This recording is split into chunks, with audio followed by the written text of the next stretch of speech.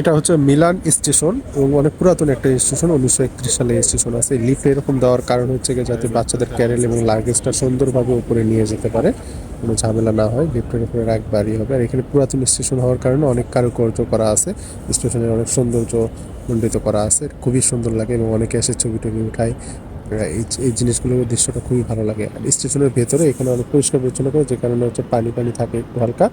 আর এই বিলবোর্ডে সব নাম টাম লেখা আছে, কোন প্ল্যাটফর্মে কোন ট্রেন আসবে, কয়টার দিকে আসবে, সব কিছু এখান থেকে ইনফরমেশন কালেক্ট করে সবাই। আর এই স্টেশন থেকে বিভিন্ন দেশে যাওয়া হয়, লাল ট্রেনের মাধ্যমে সুইজারল্যান্ডে যাওয়া হয়, ফ্রান্সে প্যারিসে যাওয়া হয়, অস্ট্রিয়াতে যাওয়া হয়। তো আমি এই স্টেশনে বিভিন্ন বিদেশিদের সাথে মিলিত হয়েছে। এখানে কফির দোকান থেকে শুরু করে, রেস্টুরেন্ট থেকে শুরু করে অনেক কিছু এখানে আছে। আর আমি আপনাদেরকে এখন দেখাবো কিভাবে টিকিট হচ্ছে গিয়ে পাঞ্চ করা হয়, বা টিকিট হচ্ছে গিয়ে বাংলাদেশে যেরকম টিটিকে দেখানো হয় সেটার পরিবর্তে এখানে কি পদ্ধতিটা অবলম্বন। আমি আসি হচ্ছে গিয়ে স্টেশনের ভেতরে, ওই যে পাশে হচ্ছে ট্রেন আছে।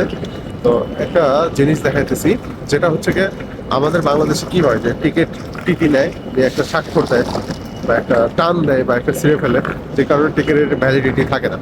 তো এখানে যেটা হয়, স্টেশনে ট্রেনে ওঠার আগে কি করতে হয়, এই যে একটা মেশিন আছে, এই যে মেশিন, এই মেশিনে ফোকাস করি, এই মেশিনের ভেতরে এই যে নিচে টিকিটটা ঢুকাই দিতে হবে। তোমার কিউআর কোডটা এখানে পাঞ্চ করতে হয়।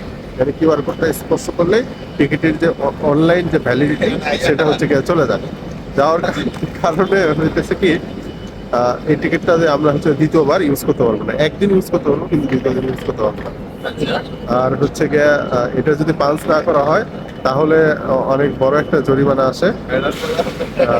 যে জরিমানাটা হচ্ছে গিয়ে প্রথম স্টপেজ থেকে একদম লাস্ট স্টপেজ পর্যন্ত ট্রেনের একটা জরিমানা করে। এটা পাঞ্চ করা খুবই বাধ্যতামূলক।